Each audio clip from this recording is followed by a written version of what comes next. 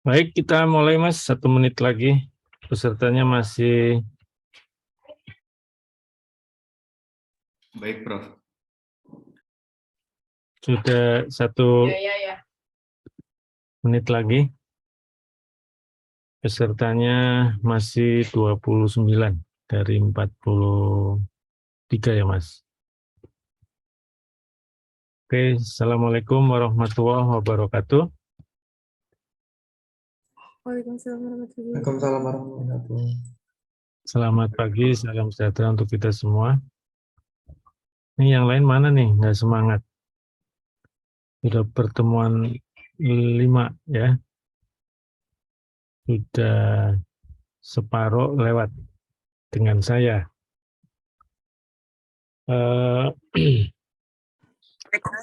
Materi sesuai SAP itu dijuduli perkembangan paradigma, ya, perkembangan paradigma.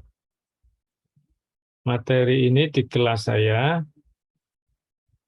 separuh pertemuan di materinya S2. Ada pertemuan di S2, 1 pertemuan, itu separuhnya materi ini. Di sana oleh tim S2 dijuduli pembangunan dan desentralisasi. Jadi paradigma pembangunan dan desentralisasi. Di sini paradigma pembangunan saya jelaskan di materi sekarang bagian dari perkembangan paradigma, ya.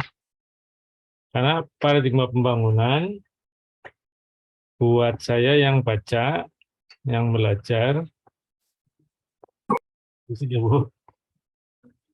yang belajar administrasi, belum ada yang lebih mutakhir.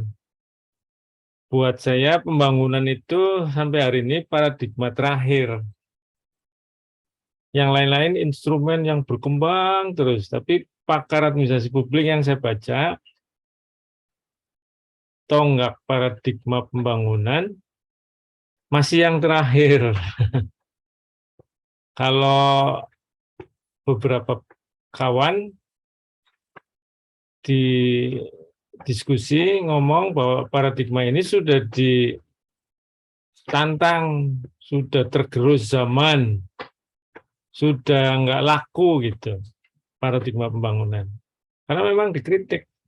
Begitu saya tanya, gantinya apa? Mereka buat saya dengerin mereka jelasin, misinterpretasi dari bacaan buku administrasi, ya. Jadi yang diketengahkan misalnya tulisan Den Haag, OPA, NPM, NPS. Nah, itu NPM, NPS buat saya adalah bagian dari perkembangan dalam pembangunan. Jadi bukan penggantinya pembangunan. Government ke good governance atau government ke governance, yaitu gara-gara di pembangunan ada reform, membuka partisipasi, bahkan reformnya termasuk swastanisasi sehingga ada NPM, sehingga ada governance dari government yang OPA ke governance. Nanti saya jelasin. Tapi di ujung pertemuan ini, nanti jam 12 berarti. Ya, saya belum puas penjelasan kawan-kawan bahwa pembangunan udah nggak laku gitu. Berkembang betulnya di dalam paradigma pembangunan ada instrumen yang terus berlaku, berkembang sampai hari ini. Gitu. Terus akhirnya ya berwarna-warni menjelaskan perkembangan paradigma, ya, berwarna-warni. Saya ngasih dari 2 sumber. Sumber pertama Nicholas Hendry, hanya gambar pernah disajikan Oh, belum. Berarti nanti disajikan di DDIA, ya. Di S2 udah di pertemuan pertama. Ada satu gambar Nicholas Hendry. Nah, berikutnya sumber dari Prof. Benyamin Hussein ketika saya diminta nemenin kuliah pembangunan. Saya sudah lulus. Saya sedang S3, sedang ngambil doktor. Pas ada di kampus, Van masuk. Ikuti, dengerin saya. Nah, begitu dengerin, saya catat semua, nggak luput itu. Jadi kebiasaan saya, Mas, Mbak, dari SMA, ya, gurunya ngomong, saya catat. Ternyata SMA 1 Tegal membentuk saya. Kalau ngerjain cepet-cepet, ada gara-gara guru SMA saya, guru matematik. Saya dulu biologi, Mas. IPA saya, biologi, A2 ya, dulu A2 biologi. Itu kalau lagi tinggal 15 menit, Mas, ya, waktunya udah tahu tinggal 15 menit itu bubar sekolah, istirahat kayak ada pulang begitu berapa kali kan matematik. Waktu tinggal berapa, Mas? Mbak, 15 menit, Pak. Ambil kertas. Soalnya ditulis di papan tulis, kerjain. Udah deh. 15 menit harus selesai kan? Masuk komponen nilai, Mas. Cepet-cepetan udah, ya kan? Jadi kalau nyatet cepet juga akhirnya sampai mahasiswa, Mas. Sampai mahasiswa. Jadi kalau dilihat tulisan saya tulisan resep dokter. Nah, ya. Padahal bukan dokter. Yang bisa membaca cuma saya. Sama Tuhan Yang Maha Esa. Ya kan? Gitu loh.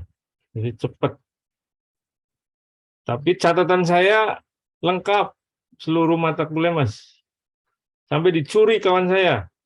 Pas mau ujian, saya kehilangan buku. Akhirnya saya maju ke depan.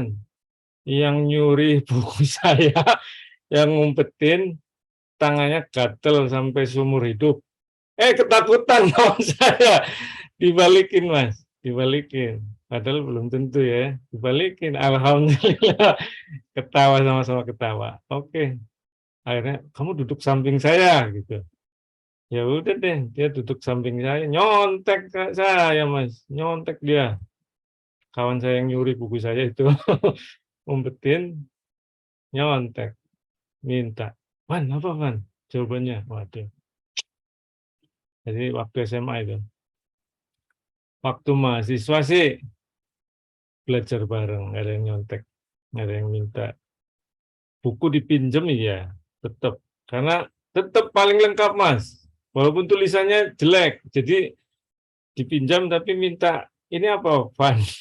Ini apa, Van? Udah deh, didampingi jadinya. Nah, kalau yang tulisannya lengkap tapi bagus, Prof. Eko, Mas, Mbak. Ternyata pengalamannya sama cerita. Saya dari SMA begini, Van. Oh sama, cuma tulisannya beda. Nasibnya beda di tulisan. Jadi, tulisannya bagus, Mas. Tulisannya apa? Stabil. Dan tulisan yang kayak orang tua zaman dulu itu loh, menulis bagus itu loh. Ya, sampai 2 jam kelasnya misalnya, itu sampai di jam terakhir, detik terakhir itu tetap ajak dia itu, Prof. Eko, Mas. Kalau saya, waktu awal agak bisa dibaca kawan, wah buku di tengah makin nggak jelas, pas terakhir, wah udah nyanyi, saya aja yang tahu. Kayak tulisan dokter gitu. Udah goyang gitu loh. Ya. Tapi lengkap, ya lengkap, Mas. Nah, sekarang dosen semua pakai PowerPoint. Ya, jadi Anda nggak tahu nyatet apa enggak, ya kan? Cuma minta PowerPoint-nya, Pak. Nah, sekarang juga begitu online ada rekaman, sudah deh, ya. Tinggal melongo aja udah gitu. Diisi apa enggak gitu ya. Kalau transfer knowledge, transfer ilmu itu menurut guru pedagogik gitu, dari IKIP, dari filsuf atau dosen-dosen filsafat kan filosof tuh ya, fakultas sebelah tuh ada. Itu dicerna Mas, setelah kelas dicerna, dibaca, kalau bisa didiskusikan sama kawan, kalau ketemu sama dosen boleh ditanya lagi, ada semacam diskusi gitu ya. Jadi catatan, kalau sekarang mungkin video atau PowerPoint Anda dibaca, atau yang masih mau nyatet, ya kan, gitu loh. Dulu kan itu Mas, perkembangan teknologi yang muncul di era saya, overhead proyektor, ya. Dan nggak cukup kita kawan-kawan karena nggak semua pakai overhead proyek OHP, ya. Hanya 2-3 dosen yang muda saat itu, sekarang udah pada pensiun juga. Saat itu guru-guru senior banget, enggak Mas, enggak bawa apa-apa.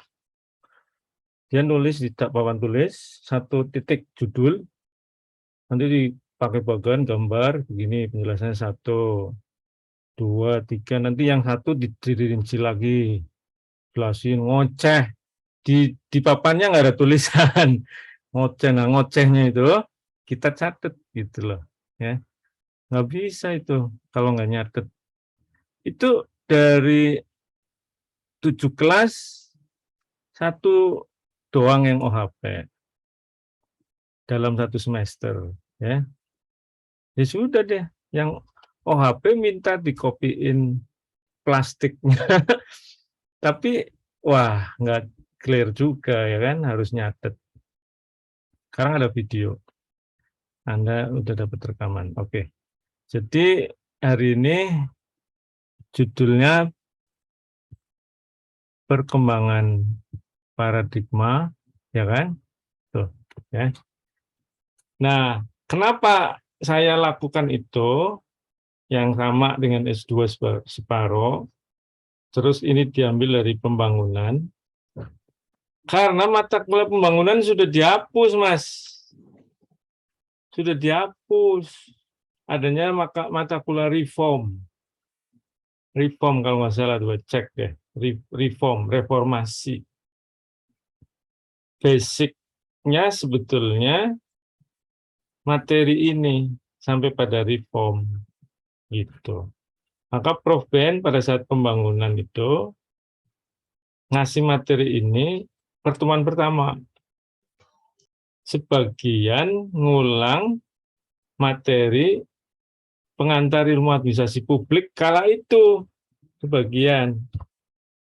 Tapi begitu ngomong approach, semacam memperkuat apa yang sudah dipahami Anda. Nanti ini responnya Anda, apa saya kurang paham, Anda yang tahu. Nanti silakan tanya, diskusi gitu ya. Karena nanti ada yang ngulangin lagi gara-gara ini kan sisi ilmu yang dicatat oleh para pakar terus dibikin penggolongan ya, penggolongan. Makanya paradigma gitu.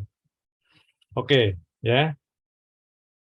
Jadi mudah-mudahan sih bisa dipahami ya dengan mudah.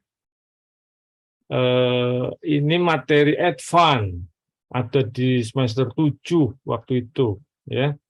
Bahkan saya hari ini samakan separuh dari yang S2 ya. Kalau Anda ngambil S2 lagi di UI, temu saya, wah ini pernah nih. Pernah. Jadi refresh lagi saat itu. Kelak ya. Oke, saya mulai Mas.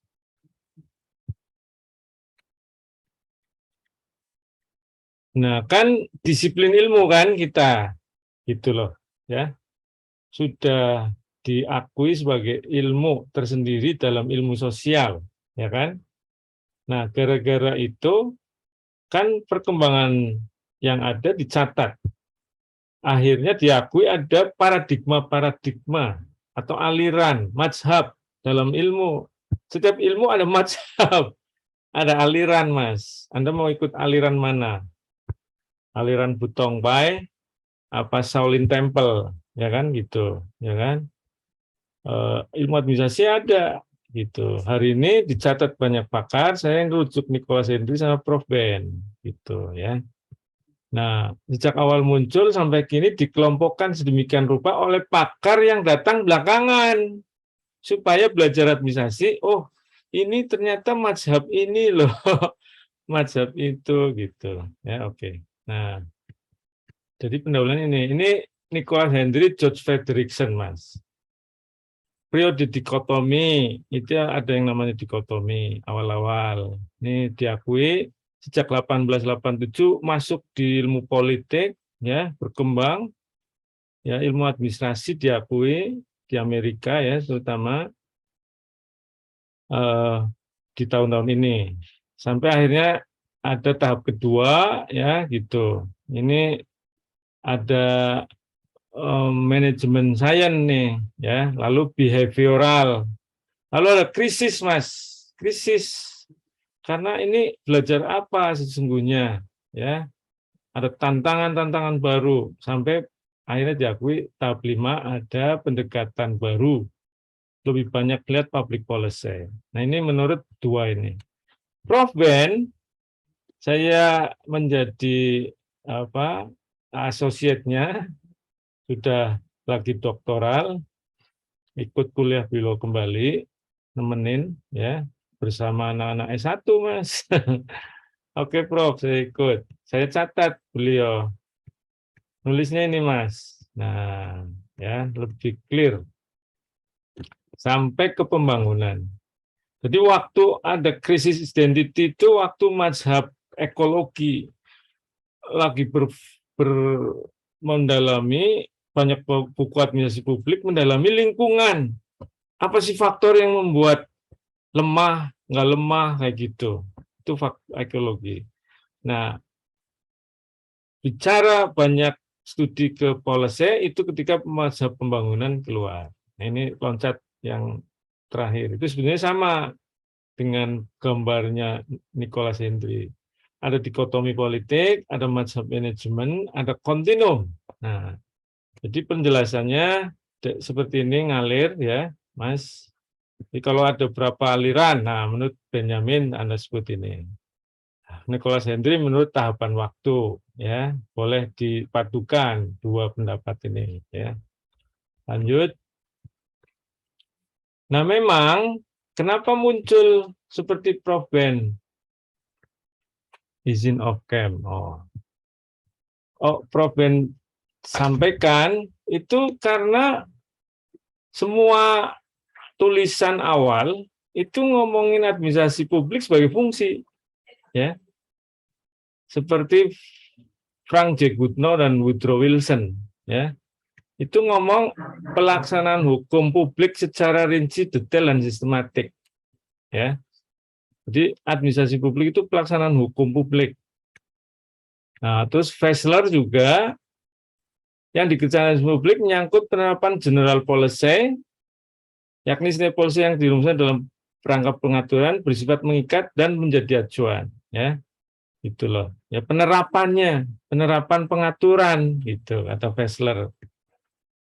Administrasi publik harus mampu mengoperasionalkan, gitu kata mereka.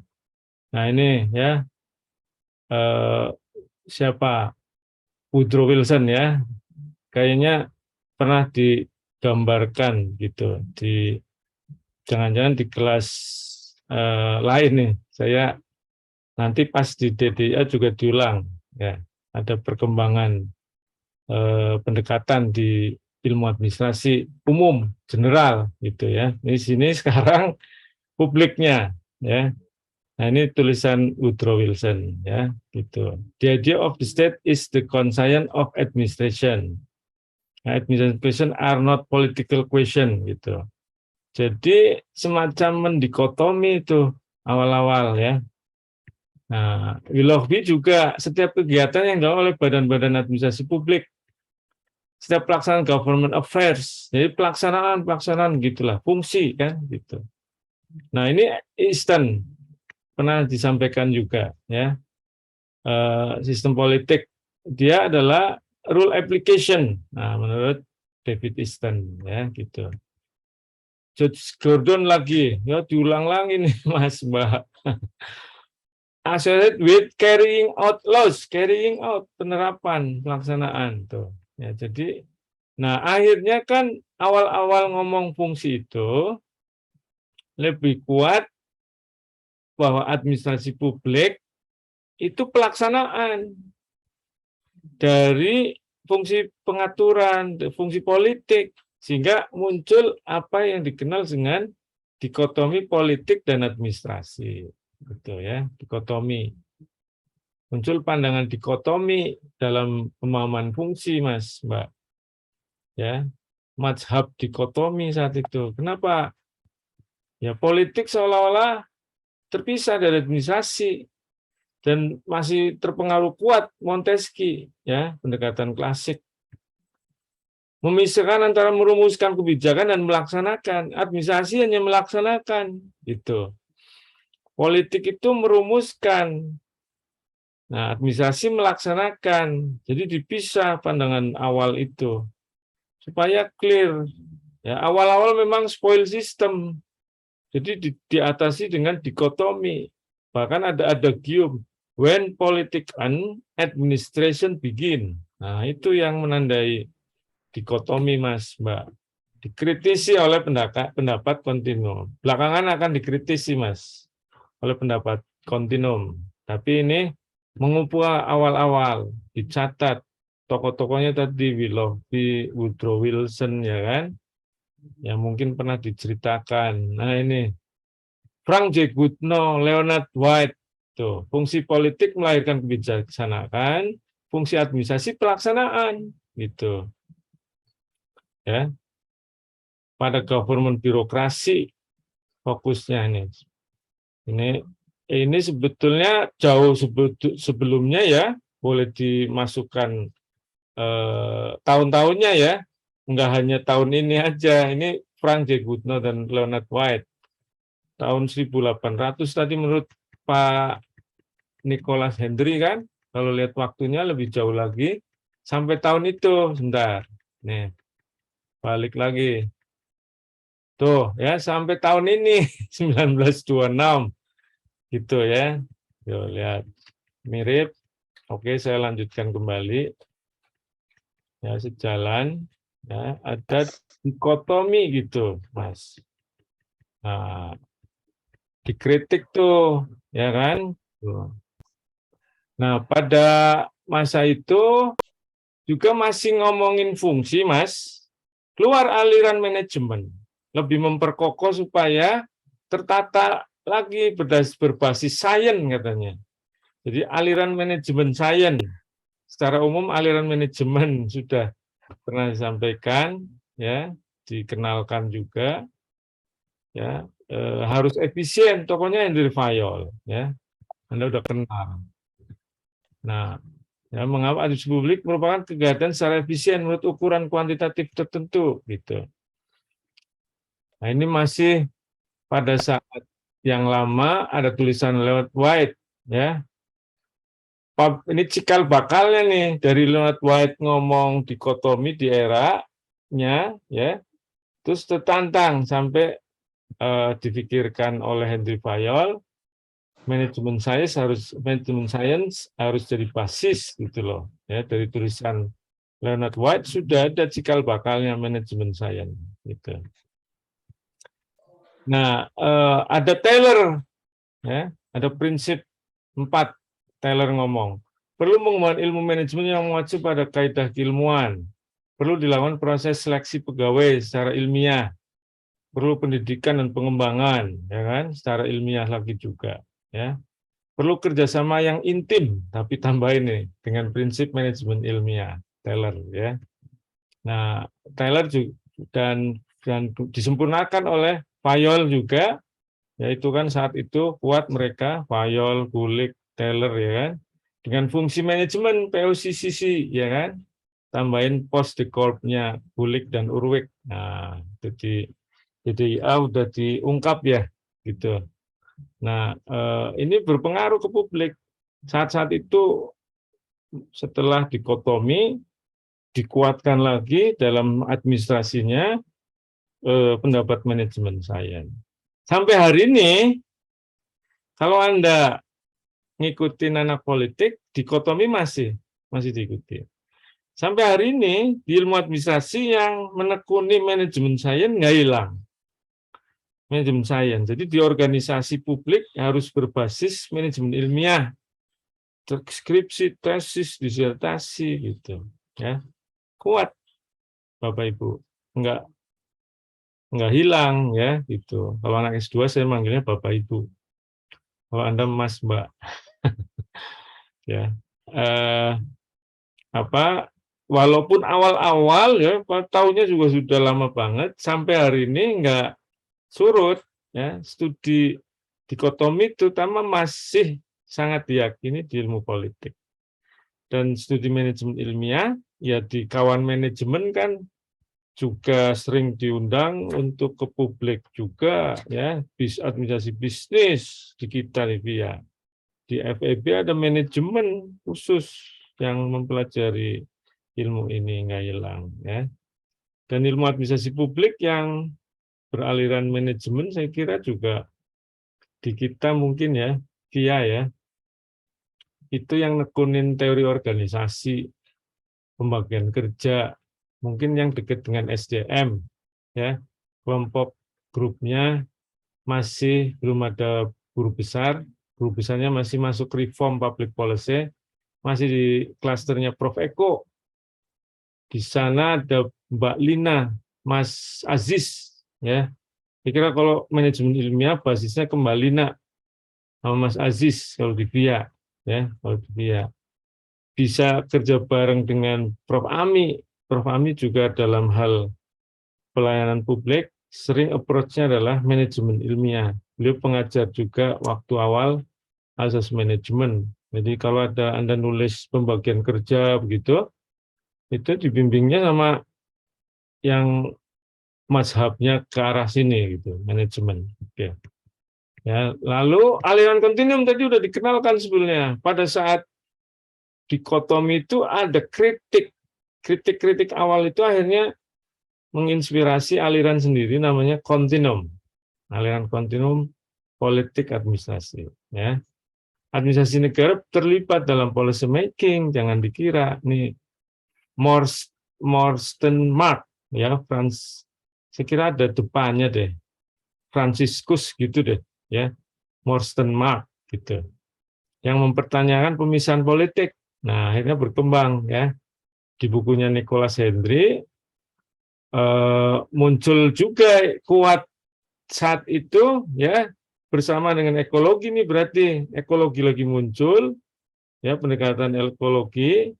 Ada krisis dan muncul pertanyaan terhadap pendapat dikotomi ya oleh orang-orang kontinum ya, 1971 dan seterusnya. Ada tokohnya Robert Glombewiski, ini profesor Glombewiski ya. Ini harusnya nggak ada L-nya, ada di setelah G deh. Glombewiski nih, salah ketik nih. Benar ya, saya perbaiki nih. Nah, kan merah tuh.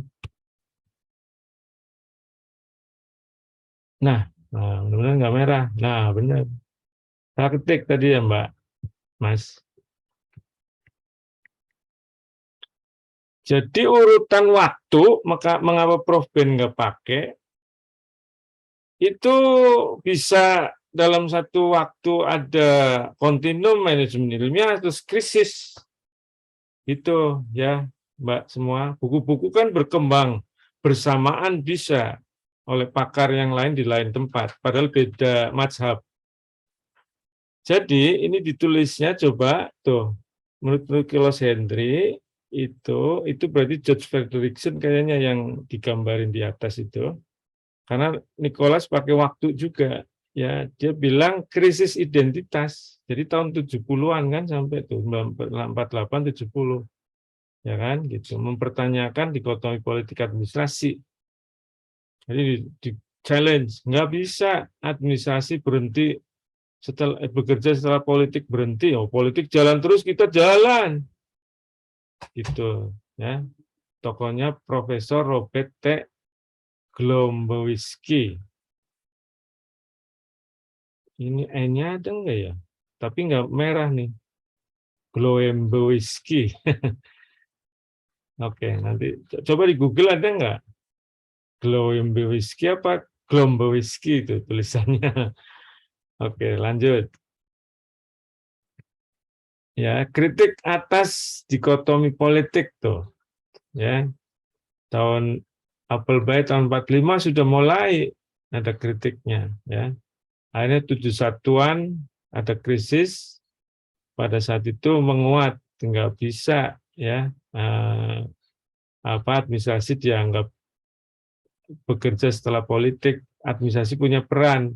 Kalau pemisahan fungsi, iya, pemisahan fungsi, tapi kan enggak tegas, kontinum untuk membuat bekerja profesional, iya ada pemisahan, ya. Tapi bukan berarti when politics and administration begin, tapi lanjut gitu loh, terus bahkan bekerja simultan, ya, politik bekerja, administrasi bekerja, gitu loh.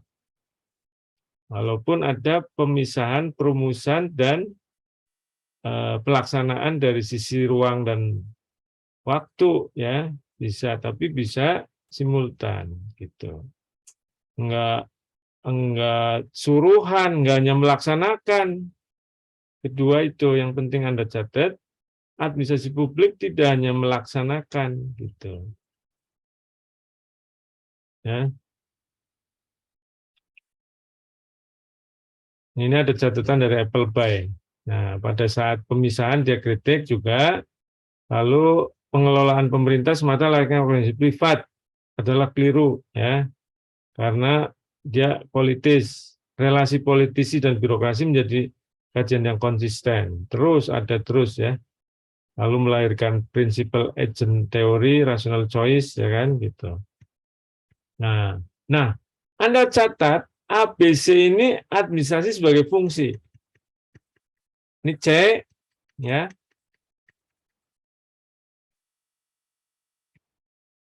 Aduh, kok nggak muncul ya? Tadi A ya, ini A, ya, dikotomi, B, manajemen, C, kontinum, ya, itu sebagai fungsi, administrasi sebagai fungsi, ya. Hari ini administrasi publik secara umum memegang pendapat kontinum. Enggak kayak anak politik.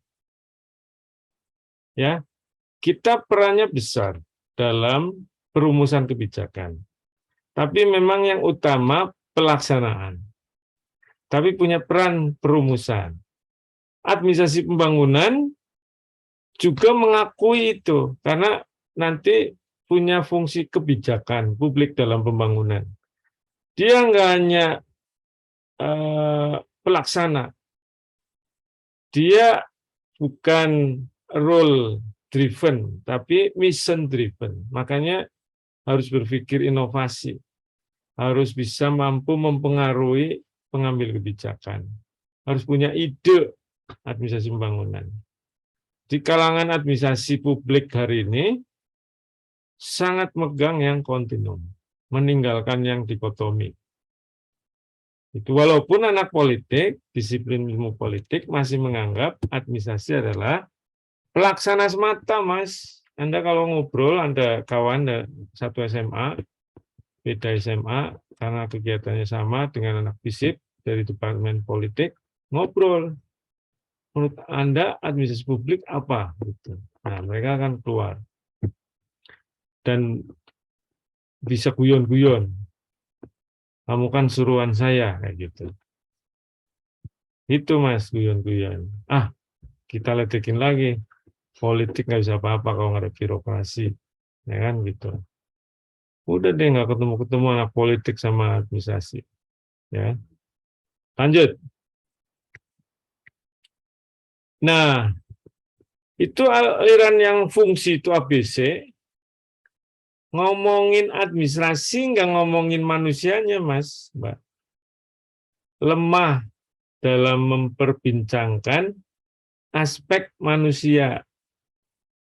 Padahal organisasi, administrasi publik, organisasi manapun, yang penting manusianya.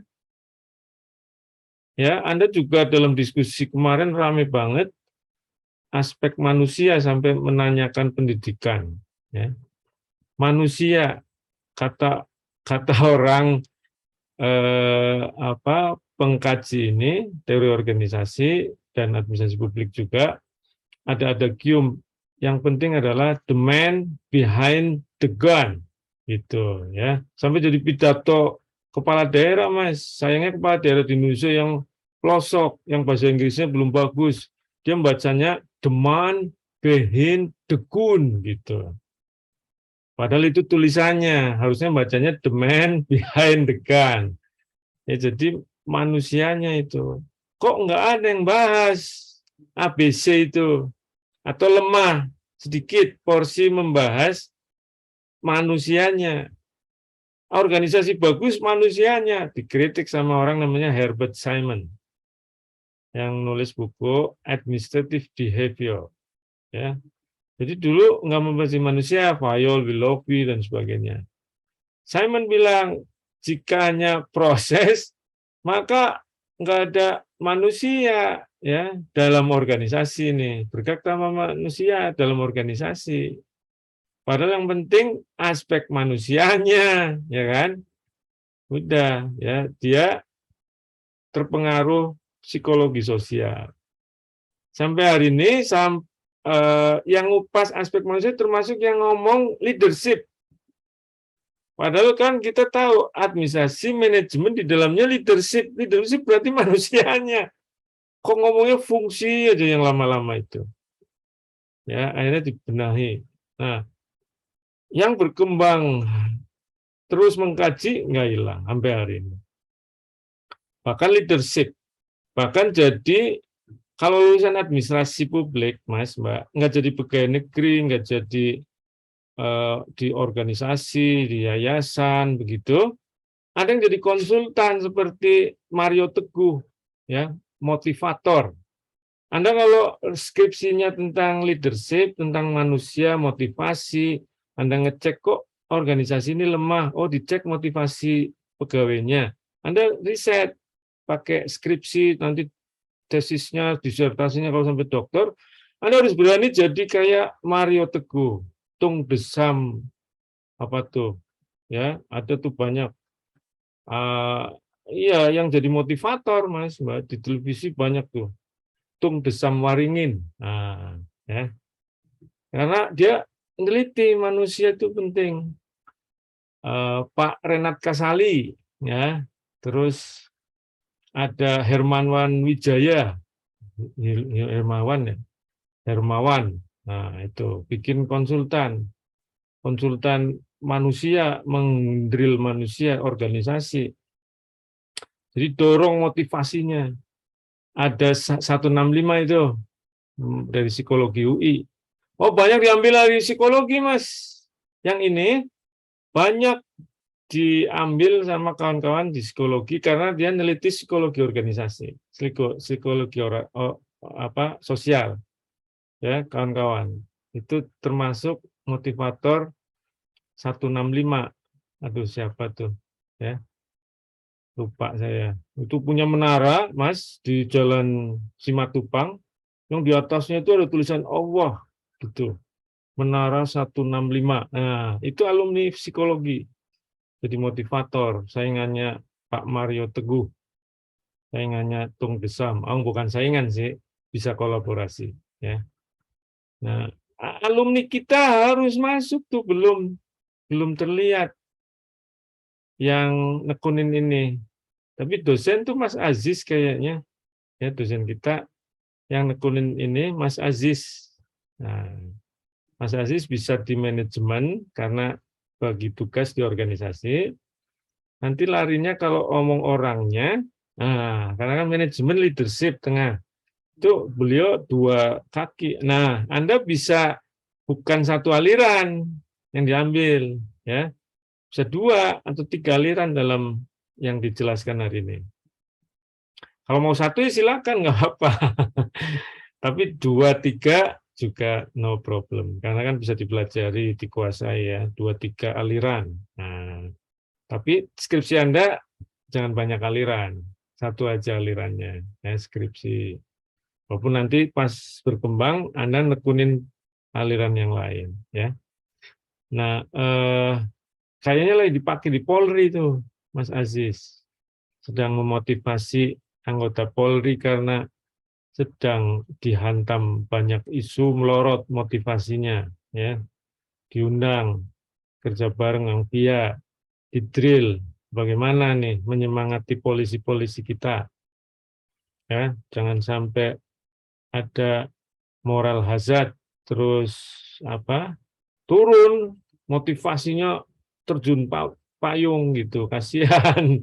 Jadi dia diundang, suruh dorong, ayo semangat perbaiki, momentum perbaikan. Nah, begitu Mas Mbak. Nah, biasanya ahli-ahli ini peta dulu organisasinya, manusianya, karakternya, gitu, jenis leadership-nya, terus apa intensinya di organisasi itu dipahami. Jadi nanti bisa gerakin gitu loh, Mas Mbak. Ya, ini Simon, ini garisnya ke Simon, Herbert Simon, Mas. Tuh, kuat.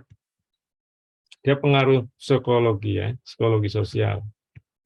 Nah, tidak cukup administrasi publik. Pernah kita bahas dalam lingkungan, ya, kan udah dijelasin fungsi penting biar bagus ada manajemen ilmiah. Lah, kan dibeliknya the man behind the gun, manusianya. Udah cek kok manusianya, fungsinya udah oke. Loh, kok masih gagal? Apanya ya? Administrasi, pakar-pakar berpikir keras. Kok ada yang beda? Ini sukses, ini enggak. Organisasi ini setengah-setengah sukses, ada yang melorot, ada yang moncer. Apanya nih? Bahkan negara satuannya. Ya, ternyata lingkungan jadi masalah. Lingkungan menentukan administrasi. Jadi jangan main-main dengan lingkungan.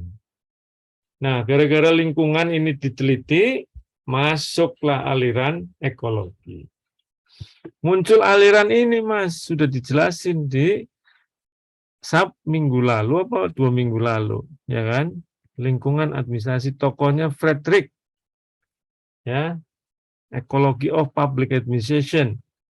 Jadi administrasi bukan ngomongin fungsi saja yang bagus, manusianya yang bagus, enggak. Lingkungannya harus dibuat kita mampu mempengaruhi dan mempertimbangkan lingkungan supaya sukses juga organisasinya. Kendala bisa diatasi, ya, gitu loh. Lingkungan. Jadi ada orang-orang yang sampai hari ini nelitinya lingkungan aja. Ada, Mas, aliran ekologi. Faktor yang mempengaruhi gitu loh. Ya, ini asal muasalnya karena ini cikal bakal munculnya pembangunan, Mas, sangat dekat dengan administrasi pembangunan. Kalau dalam konteks public administration khas memang ini. Asal muasalnya ini gara-gara bukan sekedar manusia dan fungsi-fungsi yang dikembangkan, dicek ya, kok ada yang gagal dan yang sukses, terutama pada saat fenomena lepas kolonialisme, ya, kan begitu lepas pengen melakukan perubahan, pembangunan, ya. Lalu acuannya mana nih? Kita pengen seperti apa? Negara maju. Nah, siapa yang melakukan? Siapa yang berperan? Pada saat itu, ya, difikirkan prime movers-nya. Dicek swasta masih lemah. Negara-negara yang baru merdeka, swastanya pada saat itu yang fenomena ada kolonialisme tahun 50, ada yang 40, ada yang 70 baru selesai ya. Itu swasta di masing-masing lemah, jadi nggak bisa mengharapkan swasta. Akhirnya administrasi negara sendiri, Pak, Mas. Sektor publik masih lemah, tapi paling kuat. Kalau lihat swasta ternyata jauh. Ini menurut William Sivin. Nah, gara-gara pilihannya adalah oke, sektor publik prime movernya, maka dijalin kerjasama dan bantuan dari negara maju karena kita pengen kan negara maju. Begitu dikasih bantuan, ya nyontek, apa-apanya, birokrasinya, cara merencanakan fungsi-fungsinya, resources-nya, itu seperti di negara maju, prosesnya juga diikuti. Hasilnya beda-beda antar negara. Itu yang ditanya sama para tokoh ekologi, Mas. Kok beda, itu sukses, ini nggak sukses? Mulailah melakukan studi perbandingan. Ditemui faktor ekologi, perbedaan ekologi ini. Dilakukan studi perbandingan, akhirnya dijumpai atau simpulan ketemu perbedaan ekologi. Ya, gitu loh. Nah, ini kata Sivin, energi yang besar, yang oke, masih langka. Ya, SDM sumber daya gitu lemah. Nah, ternyata di antara yang lemah, negara yang paling kuat administrasi publiknya, sektor publiknya. Sehingga instrumennya negara.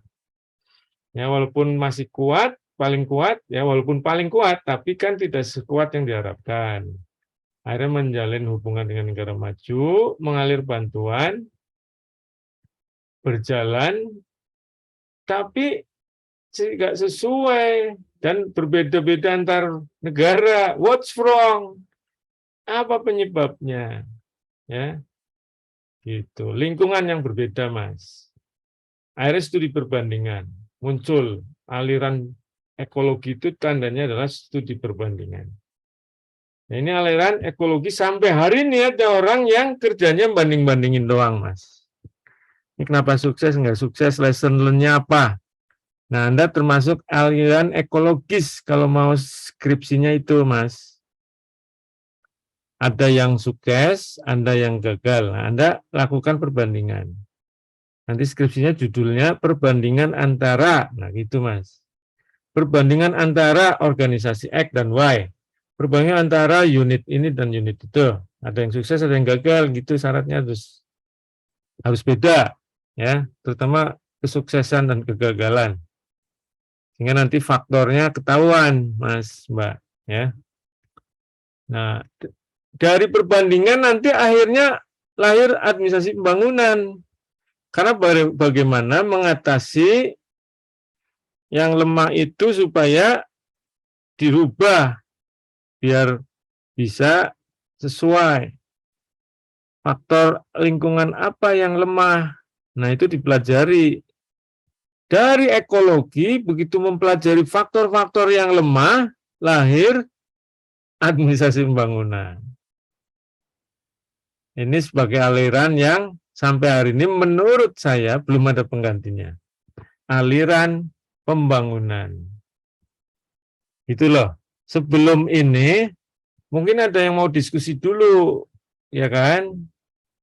Aliran pembangunan terakhir soalnya. Sudah jam 11 lewat 18, nggak apa-apa, masih lama, ya kan? Ini cuma seberapa slide. Oke, silakan. Ada yang mau nanya? Dari dikotomi manajemen, terus kontinum, lalu perilaku, lalu ekologi, ya kan? ada gerakan studi perbandingan.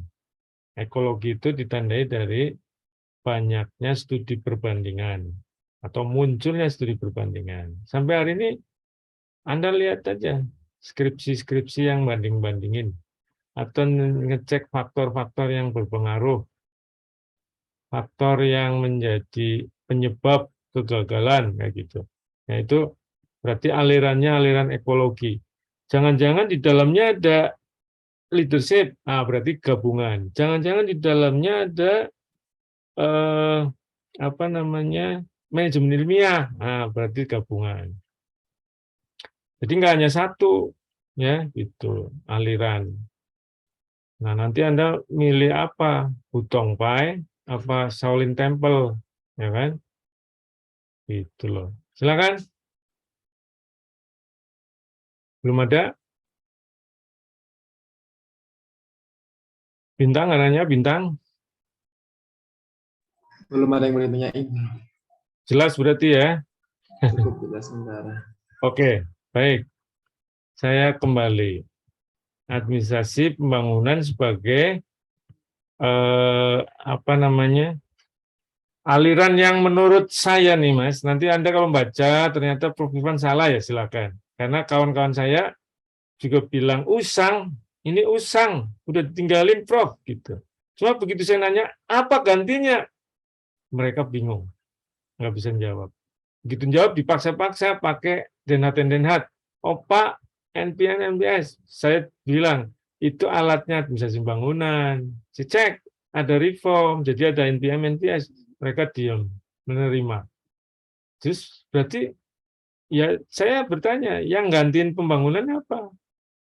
Kalau ini udah usang, gitu.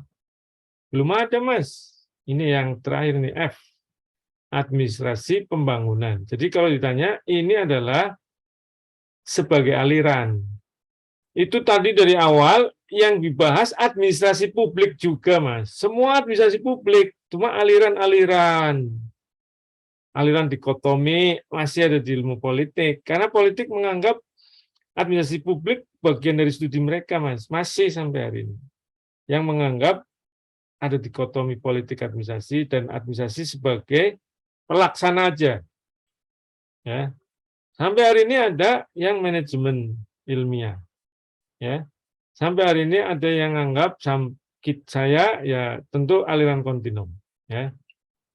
Dipakai. Semua kayaknya mengakui kontinum semua sampai hari ini. Jadi publik di administrasi kita. Tapi plus ada aliran lain ya yang dia tekuni. Ada perilaku tadi ya. Herbert Simon. Terus ada yang ekologi. Gitu. Ya, nah terakhir pembangunan karena dia ngecek dari aliran ekologi faktor yang lemah dalam proses merubah masyarakat apa ini dipelajarilah dalam perbandingan itu sehingga udah ini mesti di-develop, mesti ada perubahan. Nah dari diskusi tentang perubahan, developing itu ini sebagai upaya untuk mengukuhkan sebagai sebuah aliran namanya development administration ya.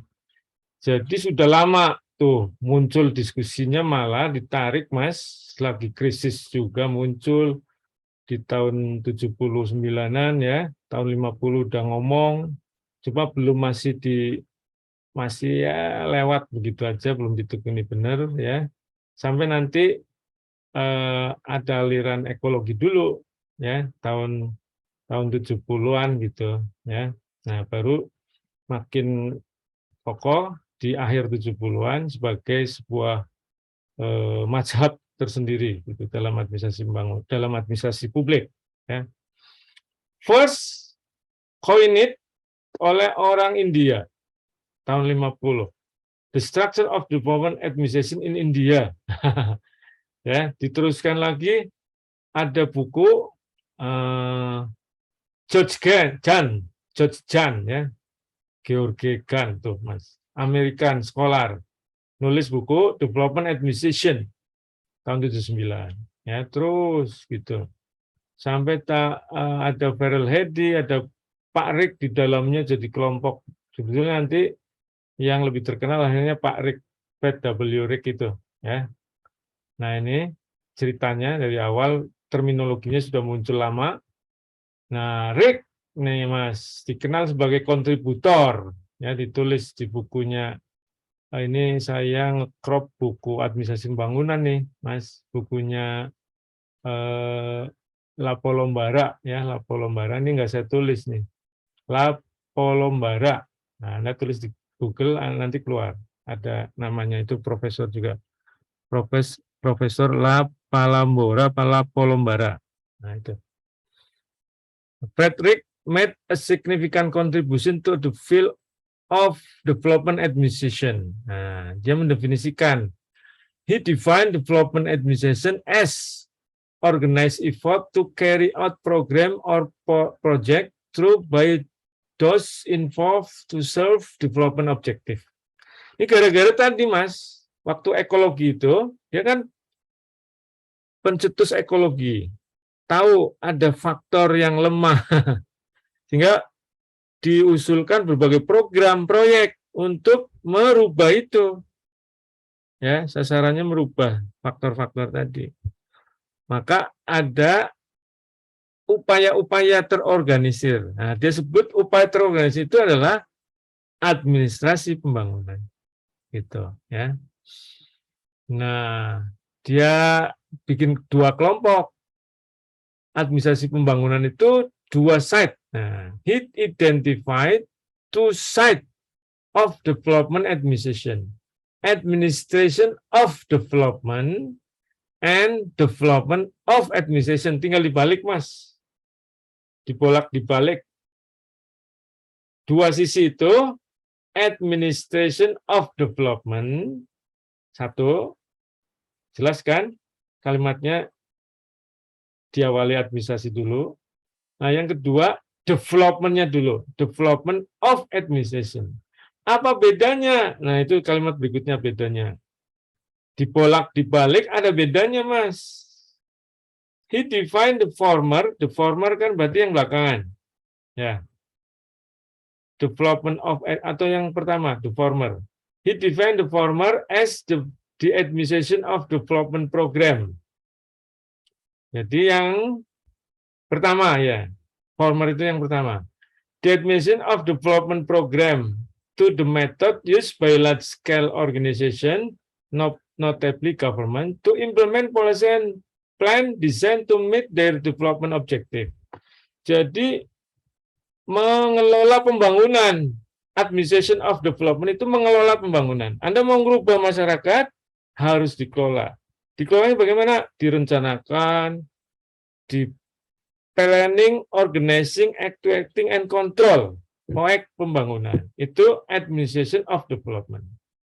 Jadi pembangunan itu, yang tadi lingkungannya jelek itu, harus direncanakan, dirubahnya, diorganize, diplan, diorganize, dikontrol. Gitu. Nah, itu di administration of development. Yang berikutnya, the latter, the development of administration itu maksudnya, and the latter as the strengthening of administrative capabilities. Jadi yang kedua, itu memperkuat birokrasinya, administrasi publiknya. Gitu. Anda nggak mungkin kayak Depok, saya mau menghilangkan buta huruf. Saya mau meningkatkan IHD Kota Depok, Indeks Human Development Index HDI. Nah, lalu birokrasinya nggak disiapin, Mas. Jadi membangun itu harus membangun juga birokrasinya. Itulah Frederick kontribusinya, Mas. Ngomong administrasi pembangunan itu 2 sisi. Menciptakan perencanaan pembangunan, mengelola pembangunan, sama mereform administrasi. Nah, mereform. Sekarang istilahnya jadi reform. Gitu. Ini dan seterusnya. Ada observasinya dia. He observed that development administration refers not only to government effort to carry out program designed to reshape its physical, human, and cultural environment, but also to the struggle to enlarge a government capacity. Jadi mau ngerubah pembangunan kultur dan sebagainya di luar masyarakat kita ya, birokrasinya nggak lupa dikuatkan. Ya, itu Mas. Itu observasinya dia, dua sisi. Ada remark-nya dia juga. Reciprocal relatedness, itu udah saya jelasin di ekologi. Bahwa administrasi publik mempengaruhi lingkungan, lingkungan mempengaruhi administrasi publik. Itu resiprokal. Catatan dia juga. Ya, ini kontribusi Rick besar. Nah, ada orang yang muridnya Frederick ngomong, pernah ini juga saya tulis ya di dalam fungsi-fungsi administrasi. Administrasi publik itu 3 dimensi, teknis, programatis, politis. Ya, menurut Han Binli, ini muridnya Rick langsung Mas, yang nulis Dragon Progress. Yang teknis itu reguler, programatis inovasi perubahan, politis peran birokrasi dalam menghadapi tuntutan perubahan ya dari dimensi teknis ke programatis. Nah, begitu bicara pembangunan itu kalau fokusnya ke programatis, ya. Kalau fokusnya ke teknis itu masih administrasi publik tradisional, gitu ya. Jadi pembangunan menganggap harus menekankan pada programatis, atau bedanya pembangunan dengan administrasi publik pada umumnya begitu ya. Kalau administrasi pembangunan mazhabnya itu memikirkan programatis, inovasi, makanya kebijakan publik harus untuk perubahan-perubahan gitu Mas. Itu dalam pembangunan ya. Maka di era sampai hari ini buat saya mengapa semakin kuat? Karena perubahan-perubahan dengan basis policy Mas. Mana ada yang gantiin sekarang paradigma ini? Enggak ada. Policy ya. New administration itu berbasis policy. Paling spirit baru. Kalau sekarang lemah, perlu spirit baru kayak gitu. Perlu keterbukaan ya dengan reform. Ya, reform. Jadi alatnya dengan memperkuat birokrasi, reform. Reform, dua sisi. Nah, ini yang ngomong dua sisi, nah ini definisi lagi dosen. Saya lewatkan dulu. Ini definisi. Ini beda ini, saya lewatkan dulu. Nah, ini Mas Han Binli nerusin. Pak Rick, nanti saya balik lagi. Jadi, Rick tadi ngomong dua sisi, Pak Han Binli dua aspek. Sama, karena muridnya dia ulangi di bukunya. The administration of development menyangkut policy formulation and planning, management of development program and project. Sisi berikutnya, yang sisi kedua, the development of administration menyangkut conduct of reform sama institutional building. Nah, tuh Mas, ya. Jadi dua sisi. Jadi ada kegiatan AB. A yang pertama policy formulation and planning, B yang pertama management of development, A yang kedua conduct of reform, B yang kedua institutional building. Jadi di dalam dia lakukan, keluar dilakukan. Dua sisi dari satu koin Mas. Ini dua aspek ini. Gambarnya begini. Nah Mas, tuh gambarnya. Development administration. Nah ini di dalam development administration. The administration of development keluar. Ini dua sisi dari satu koin, terus harus dilakukan bareng. Anda merancang pembangunan apa di Papua, di Padang, ya, dirubah masyarakatnya supaya maju. Birokrasinya harus dibenahi, Mas. Struktur administrasi pemerintahnya dibenahi, organisasi publiknya dibenahi. Negara kita secara keseluruhan. Ya, dibenahi kapasitasnya terus. Kita kalau ada kekeliruan dalam administrasi, dibenahi. Salah satu yang harus dibenahi hubungan pusat daerah. Maka di S2 dilanjutin setelah ini ngomong desentralisasi, Mas. Anda sampai slide ini. Ya, nanti Anda dapat kelas dengan saya hubungan pusat daerah. Ya, di S2 isu-isu bukan kelas hubungan. Ya, nanti Anda kelas sendiri tuh. Ini salah satu instrumen untuk development of administration itu desentralisasi hubungan pusat daerah. Pembangunan nggak jalan kalau hubungan pusat daerahnya jelek, terkendala, ya itu. Bukan hanya itu, di pusat juga penataan organisasi di pusat, makanya ada reform. Hubungan pusat daerah hanya salah satu di antara banyak pembenahan administrasi, gitu, ya. Jadi jangan ingin merubah masyarakatnya tanpa merubah di dalam. Kata Rick dan Han Bin Lee. Jadi sub paradigm, Mas. Sub, tadi kan paradigma pembangunan. Nah, yang 4 itu jadi sub paradigm nih. Sub policy analysis, sub policy implementation, sub reform, sub institutional building. Ini di administrasi publik jadi mata kuliah semua. Jadi mata kuliah, ya.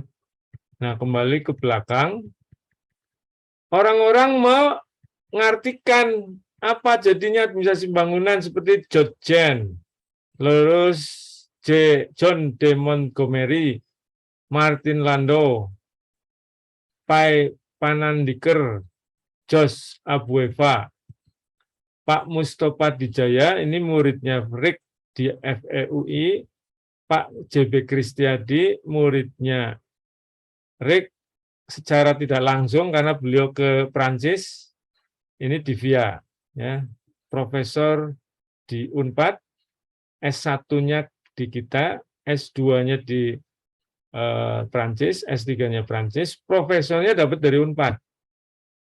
Ngajar di kita, di VIA UI, Mas. Sudah nggak ngajar lagi. Saya asistennya beliau bersama Prof. Roy, sama Mas Lutfi, ya, bantu Pak Kris. Pak Kris adalah mantan ketua LAN. Ya, dulu pernah jadi ketua LAN. Ya, ini mengartikan administrasi pembangunan. Sebelumnya dari Bule, ya, George Jen. George Jen juga mengartikan administrasi pembangunan, Mas, selain Rick.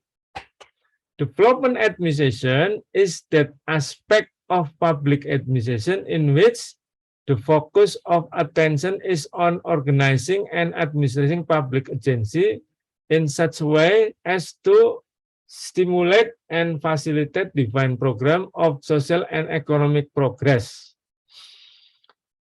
Kalau George Jen ngomongnya aspek, kalau kita ini paradigma. Paradigma, dia bilang aspek. Mungkin ini ekonom, ya mungkin. Ini aspek. Fokusnya sebagai alat untuk bangun, ya, bangun ekonomi gitu. Kayaknya economic progress, berarti social and economic progress, biasanya ini orang ekonomi nih. George Jen, ya.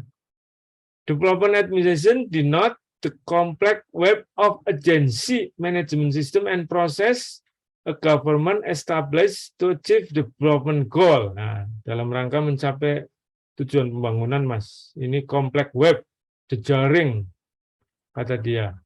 Development administration is the administration of policy, program, and project to serve development purpose.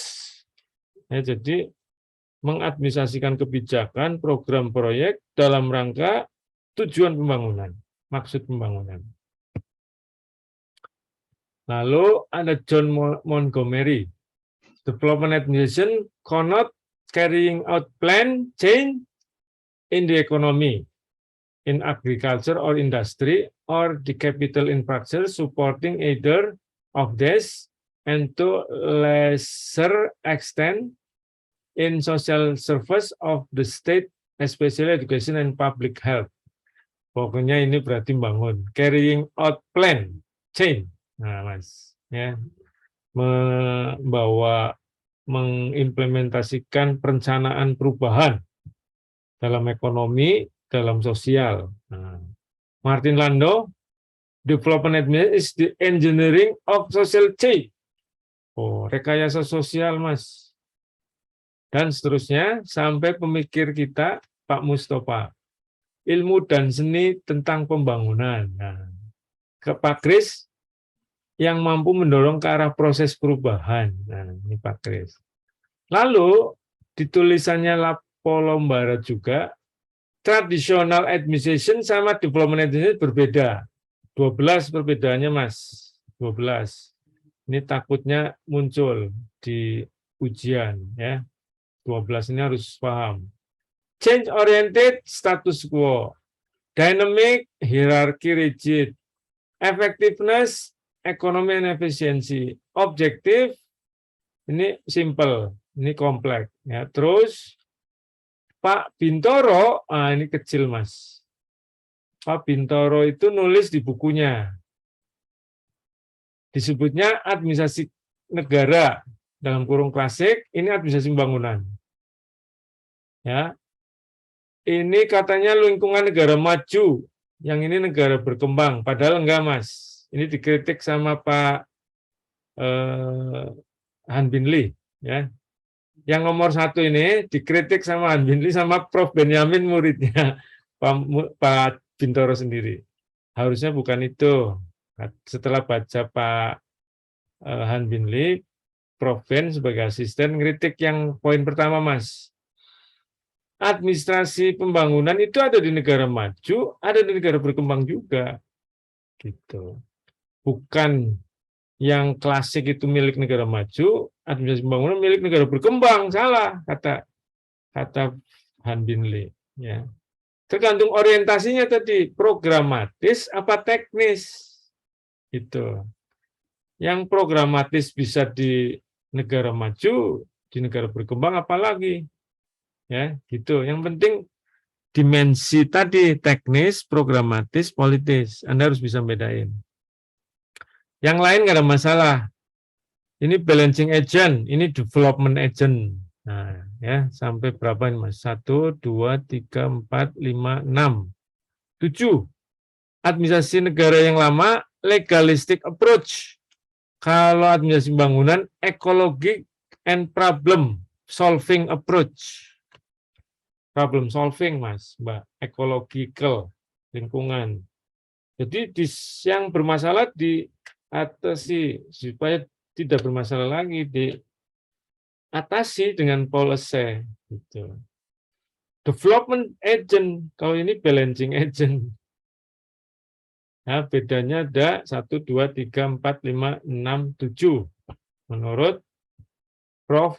Bintoro, ya kan, gitu loh. Nah, beberapa pakar juga membedakan selain Bintoro sama tadi tulisan yang ini, yang putih. Yang ini ya, Mas, gitu. Ini ada 12 dengan kata yang simpel. Ya. Nah, ini Pak Bintoro panjang tapi cuma 7.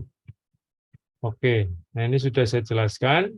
Ada 2 aspek seperti Pak Rik. Nah, ada buku tahun 66, Mas. Saya punya nih bukunya. Tapi mahasiswa dari tahun ke tahun nggak ada yang pinjam buku ini. Jadinya juga susah sekarang kalau dipinjam. Takut rusak. Bukunya lah, buku lama tahun 60. Udah kayak apa, Mas? Buluken. Dikopi dari Prof. Ben. Udah lama juga.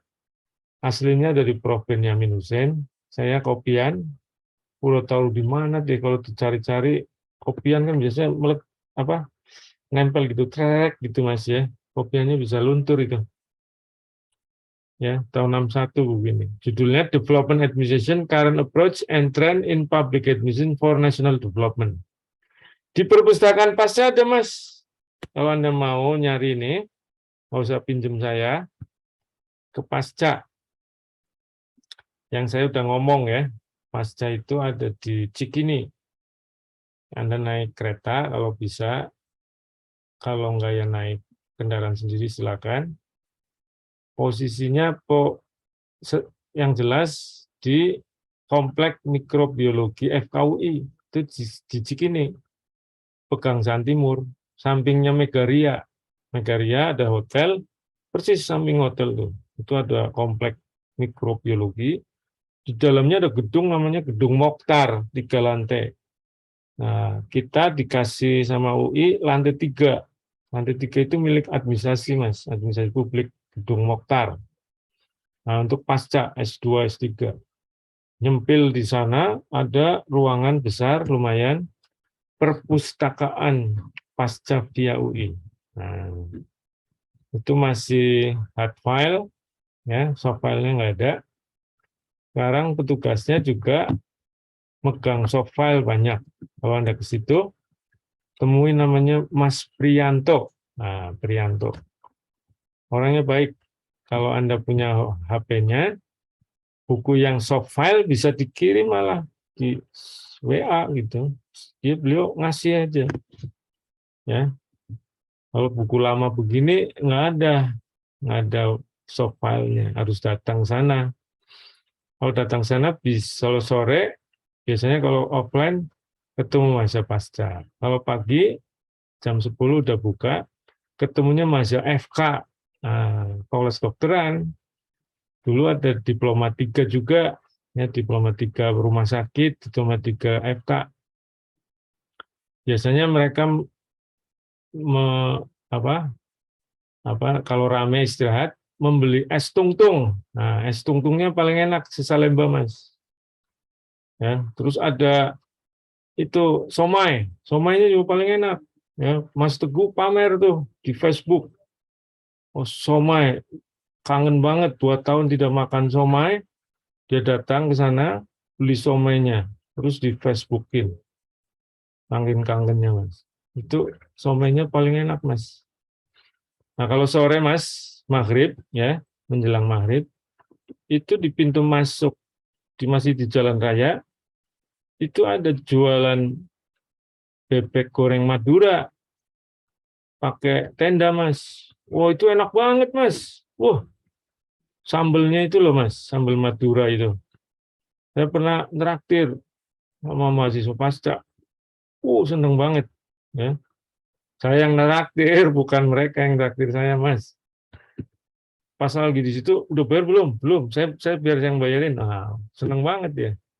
Ada drivernya profesor. Drivernya profesor juga makan situ, Profesor Martani.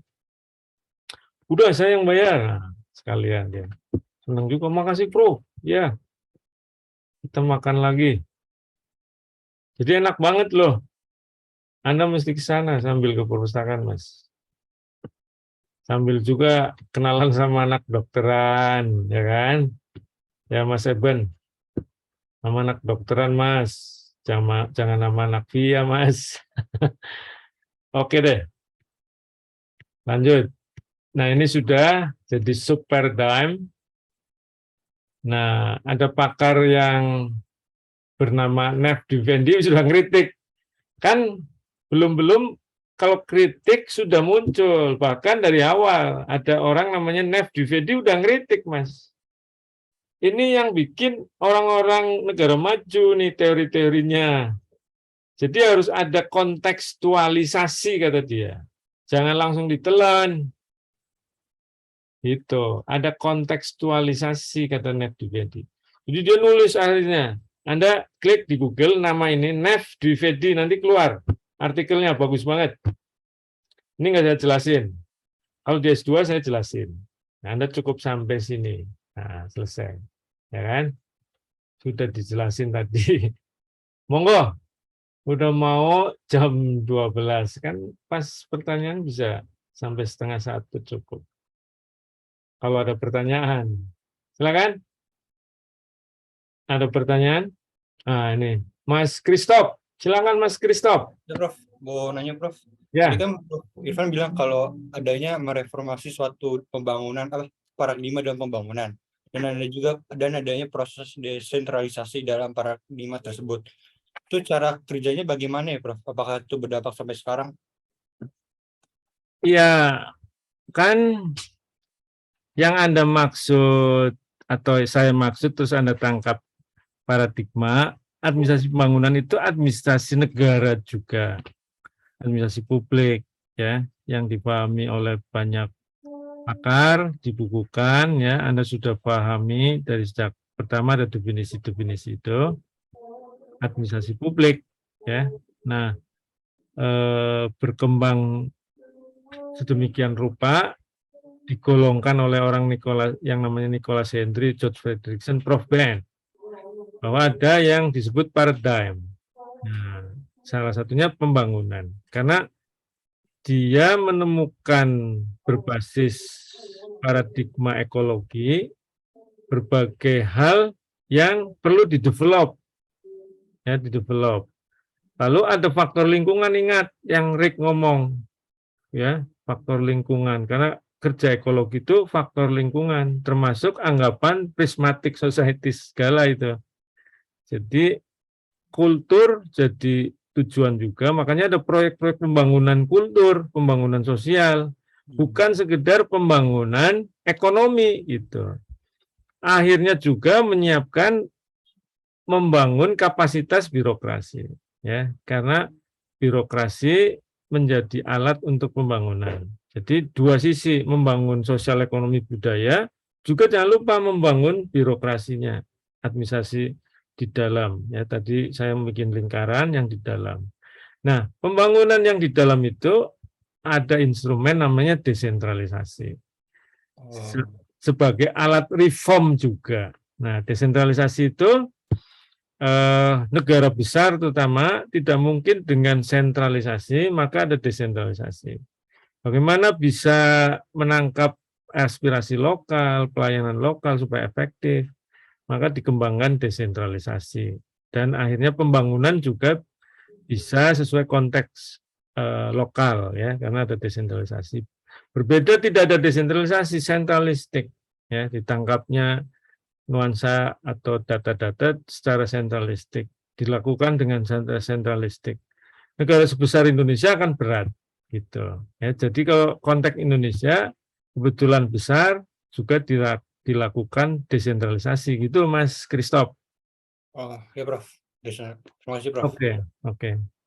Tadi siapa yang angkat tangan juga? Oh, hilang. Satu lagi silakan. Atau yang lain lagi. Oh tadi Christoph sudah turun. Rana silakan. Oke, baik. Enggak. Oke, Pak. Tadi jika saya dengar tadi katanya Pak Irfan itu ada beberapa pihak yang mengatakan bahwa administrasi pembangunan ini udah agak usang. Itu ya. gimana ya, Pak? Ya, karena kan sebetulnya awal munculnya tadi respon ekologi, lalu peran sektor publik. Jadi kritik orang terhadap paradigma ini karena dominasi sektor publik. Sehingga udahlah jangan hanya publik. Jadi akhirnya terbukti ada tulisan tentang government ke governance stakeholder. Terbukti Den Haag ada NPM, NPS, reinventing government, swastanisasi gitu. Jadi dikiranya yang nangkap, menurut saya ya jadinya, itu swastanisasi adalah bukan dari pembangunan. Karena awal pembangunan itu ngomong perannya sektor publik. Padahal jangan lupa bahwa di dalam pembangunan yang ke dalam itu ada penyiapan kapabilitas administrasi di dalam, ya, birokrasi, hubungan formal dan sebagainya, itu dengan reform, institutional building, salah satunya membuka swastanisasi. Jadi NPM governance itu ada dalam pembangunan. Itu respon saya, tapi anggapan mereka kan tetap bahwa pembangunan sektor publik heavy, Mas. Jadi dianggap usang. Mereka harus baca bahwa alatnya pembangunan itu reform sama institutional building. Suruh baca bagian itu. Nah, nanti baru tahu, oh nyambung nih, berarti NPM, NPS, governance bagian dari pembangunan. Karena itu saya yang membaca itu menganggap bahwa pembangunan itu masih belum tergantikan. Masih belum usang. Masih relevan sampai hari ini. Gitu Rana. Oke? Oke, Pak. Terima kasih ya, Pak. Siap, sama-sama. Silakan Mas Bintang. Baik, Prof, terima kasih atas penjelasannya ini dan bisa bertanya mengenai yang dinyatakan oleh Han Binli di mana administrasi pembangunan ada dua aspek, di mana ada administrasi of development sama development of administration, di mana masing-masing juga mempunyai 2 poin masing-masing. Nah, tadi juga digambarkan ada skema segitiga itu loh, Prof, yang development of administration itu di dalam dan administration of development itu dari dalam keluar. Nah, boleh jelasin lagi nggak, Prof, maksudnya itu tuh apa? Oh, ya saya coba perlihatkan dulu ya. Baik, Prof. Nah ini berangkat dari penjelasannya baik Rick maupun Han Binli. Kalau Han Binli boleh yang sebelumnya. Anda lihat ya. Nah ini yang 2 pertama ini kan the administration of development. Nah, jadi ada policy analysis, policy implementation. Bahkan lebih lengkapnya di bagian ini, Mas. Ya. Karena itu ringkasan, lebih padat lagi yang tadi. Ini yang lebih lengkap. Policy formulation and planning, management of development program and project. Nah, itu di dalam tuh, Mas. Di dalam, keluar. Di administration of development. Yang keluar ini, Mas. Nih. Ya. Itu isinya ini. AB yang pertama. Policy formulation and planning, karena pembangunan, Mas, Anda misalnya jadi wali kota atau pihak-pihak yang bertanggung jawab dalam birokrasi pemerintah, dalam negara ini, yang memikirkan merubah masyarakat. Ternyata ada di dalam nawacita, dalam ininya Pak Jokowi, revolusi mental itu ingin penguatan infrastruktur, 1. 2, ingin stunting hilang. 3, ingin gross GDP, gross domestic product naik. Itu ekonomi. HDI, Human Development Index, itu sosial ekonomi kan, sosial budaya malah. Ya, HDI itu bagian dari sosial. Naik juga Human Development Index. Itu perlu harus diformulasi, harus direncanakan. Yang A. Lalu yang B harus di-manage. Ada program, ada project. Jadi bukan hanya ngomong meningkatkan HDI, tapi nggak ada perencanaannya, nggak ada tata kelola project.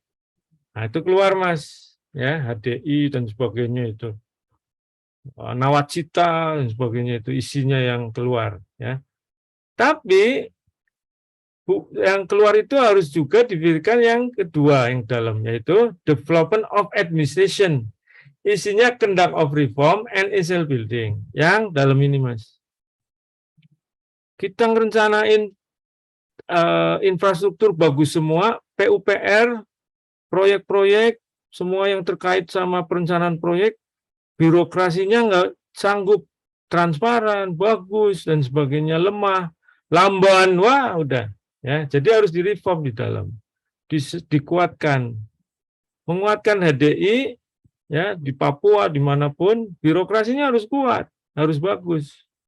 Dikasih dana otsus nggak jalan-jalan, malah ada tangkapan KPK, ya pantes. Ternyata mandek juga dalam soal merencanakan pembangunan sampai tata kelola dari sejak strategiknya. Ya, di Papua. Ya, udah terbukti karena nggak ada ini, Mas, development of administration. Isinya reform and initial building. Jadi keluar sama ke dalam ini harus jadi terintegrasi. Anda jadi wali kota, terutama dari bupati, gubernur, bahkan presiden tingkat nasional. Ya, merencanakan bangun Padang. Ya, Padang mau diapain nih? Nggak ada industrialisasi. Ya apanya? Pariwisata. Berarti dibangun itu birokrasi yang terkait pariwisata, agent-agentnya, ya dikuatkan dengan development of administration. Di Bali nih, ya sama, ya industrialisasi nggak ada. Ya dikuatkan itu. dan dimanapun. Apa sektornya? Ini sektor-sektor tergantung. Ya, banyak sektor, pendidikan, kesehatan, infrastruktur, ya, ekonomi juga. Yang dulu banyak ditekankan ekonomi dulu. Sekarang harus imbang sosial ekonomi budaya, ya. Harus imbang. Bahkan muncul hankam rata. Pembangunan militer juga, ketahanan juga, ya. Di sini harus imbang di sini. Ininya pengen gede, birokrasinya masih bermental tradisional, jauh, ya. Strukturnya masih lemah. Nah, jadi harus kuat, Mas. Dua sisi, dua aspek ya dari administrasi pembangunan. Itu, Mas. Oke? Baik, terima kasih Prof. atas penjelasannya. Siap. Selanjutnya Sartika. Silakan. Baik, Prof. Terima kasih atas kesempatannya. Prof, tadi disebutkan dalam penjelasan Prof. Irfan bahwa administrasi publik itu tidak hanya melaksanakan, tapi juga membuat policy making, ya, Prof. Namun tadi juga dibahas bahwa ada perbedaan antara pandangan politik dan administrasi pas di mazhab klasik itu, ya, Prof. Nah, kalau misalnya kita berbicara tentang itu dalam pengimplementasian di Indonesia, apakah dengan perbedaan tersebut menjadi suatu hambatan karena misalnya di ranah politik dan ranah administrasi itu mempunyai perbedaan pandangan, Prof. Apakah itu menjadi suatu hambatan dalam membuat suatu aturan birokrasi atau bagaimana? Terima kasih, Prof. Oke, thank you, bagus pertanyaannya. Ini kan tadi dalam rangka pandangan keilmuan, ya. Mazhab itu yang diyakini dalam akademik. Nah, jadi dalam empirik enggak jadi persoalan. Karena fakta empiriknya kan memang complicated, sistemik. Lalu kalau orang politik masih nganggap administrasi publik pelaksana, ya lihat aja fakta empiriknya. Ya, mereka akan ngomong administrasi publik didorong profesionalisme, netralitas birokrasi begitu, supaya bisa berdiri independen dan sebagainya. Jadi di dalam empirik enggak ada persoalan, tapi dalam diskusi ilmiah memang kalau anak politik ketemu kita, pandangan bahwa kita pelaksana akan kebentur sama terutama dari pakar-pakar administrasi publik, ya.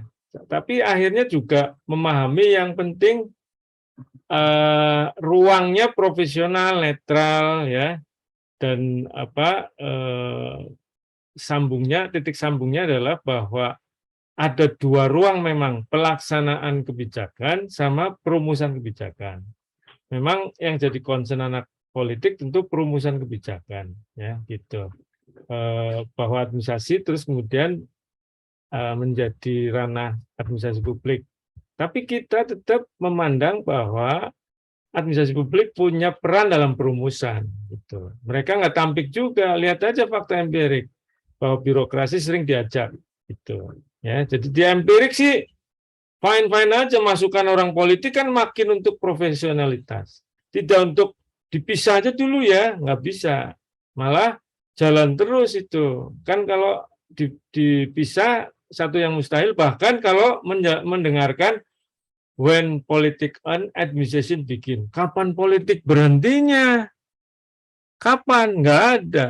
Ya, dan masyarakat butuh kehadiran negara dari pelaksanaan administrasi publik. Jadi secara empiris malah kontinum yang berjalan, ya, karena sistemik dan tidak bisa dipisahkan satu sama lain, aktornya juga bisa masuk ke arena berbagai perumusan kebijakan maupun pelaksanaan sedemikian rupa, ya. Politik saja yang memandangnya tetap yang pandangan tradisional dalam rangka ilmunya, perspektif keilmuan, tapi bukan praktik, Mbak, bukan dalam ranah empirisnya, ya. Jadi yang ranah empirik terus jalan, ya, nggak bisa ditampik oleh kawan-kawan yang tradisional politik, ya. Peran kita masuk dalam perumusan kebijakan. Gitu, Mbak Sartika. Baik, Prof. Paham, Prof. Terima kasih, Prof. Oke, sama-sama. Oke, selanjutnya masih ada Mas Bagus, silakan. Baik Prof, terima kasih atas waktu dan kesempatannya. Jadi saya ada sedikit pertanyaan Prof. Tadi kan terkait pembahasan mengenai mazhab-mazhab ilmu administrasi kan tadi telah dijelaskan.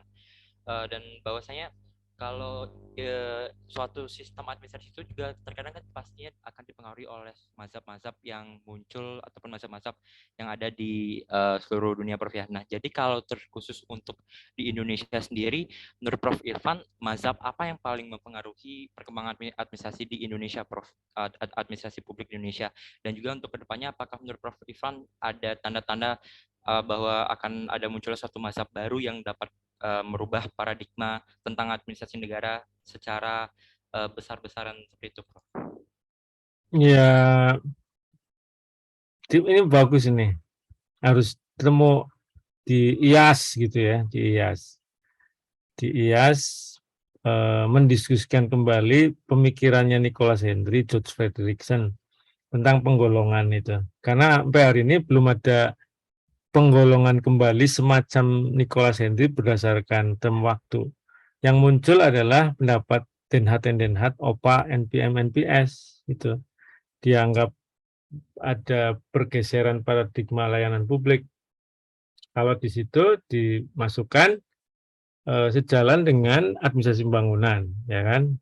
Nah, dilihat dari tren global yang ditulis oleh banyak konsultan atau peneliti lembaga riset yang bergerak di megatrend gitu, itu kan 3 ya, individu, lingkungan, sama ekonomi, ya. Itu terkait teknologi, dibungkusnya teknologi. Kalau pergeserannya adalah di organisasi akan banyak pakai teknologi, itu kan di pembangunan dibungkus di reform. Ya. Sampai hari ini belum ada perumusan ulang ya. Riset-riset masih mengembangkan rinciannya dari reform menurut saya. Dari institutional building, ya makin spesifik begitu, makin tajam. Sehingga orang nggak berani seperti Pak Frederickson, Nicholas Henry, juga semacam Den Haat yang dengan jelas ini gantinya pembangunan, tidak ada, belum sampai hari ini. Karena develop itu kan juga perubahan, change. Dalam kata develop itu change, jadi change sudah mencakup nanti mungkin apakah sampai akhir zaman ya. Saya belum ketemu Mas, kalau untuk memformulasi juga rasa-rasanya agak sulit tuh para pakar ya, menggolongkan yang kekinian ngomong governance, collaborative governance, network governance, semua dalam rangka reform di sisi institusi, dalam institutional building, ya, yang sudah di sisi yang dalam itu. Collaborative governance itu di sisi yang dalam, yang tadi ditanya Mas Bintang, itu yang development of administration yang dalam itu. Ya, collaborative governance, network governance, apalah governance di dalam itu dirubah supaya partisipatif. Sekarang pakai e-governance, elektronik, teknologi canggih ya di dalam juga. Kalau dimensinya hanya nyakup itu, saya kira saya masih berpendapat bahwa pembangunan akan terus dipakai. Jadi nggak akan ada yang geser baru. Mungkin yang bergeser peradaban aja Mas, peradaban ya, peradaban. Tadi sekali lagi Anda pernah nanya juga, ini juga soal penting ya, peradaban. Dan kalau baca itu di luar ilmu administrasi, itu mungkin Anda baca di sosiologi, di antropologi gitu, ikuti aja. Nah, Francis Fukuyama begitu, futurolog itu dibaca. Sampai hari ini Francis Fukuyama belum nulis lagi ya. John Naisbitt juga belum menulis lagi ya, megatrend. Klik aja John Naisbitt, Francis Fukuyama, 2 nama besar semua, sudah sepuh. Penggantinya nggak tahu apa mampu seperti 2 orang itu ya. Immanuel Wallerstein sebelumnya mungkin sudah meninggal. Dia hanya soal titik pusat peradaban yang bergeser ya. Ada nama ulama nama ulama masih muda nih, yang nggak muda banget juga, umurnya sudah 70. Sudah ya lumayan ya. Dan muridnya belum muncul juga itu. Wallerstein nggak ada muridnya yang nampak. Apakah Nesbitt sama Fukuyama belajar Wallerstein? Saya kira bisa jadi. Ya. Itu sosiolog semua itu, ya sosiolog. Francis Fukuyama belajar sosiologi dan ekonomi. Nesbitt juga iya, ya, ekonominya lebih kuat juga. Wallerstein ekonominya kuat juga, sosiolog juga. Kalau yang ulama dulu politik internasional. Pak Imran Hussein, belajarnya ke Fazlur Rahman. Ustadz Fazlur Rahman itu profesor dari Pakistan. Kalau Imran Hussein, master di Amerika, S1-nya di Amerika, S2-nya dengan Fazlur Rahman, belum doktor. Tapi udah jadi setingkat profesor lah, ya bukunya udah banyak. Ya, jadi itu peradaban, Mas, peradaban. Kalau paradigma administrasi, dari nama-nama guru besar yang ada di Indonesia, di tingkat internasional seperti Pansukim, Rondinelli,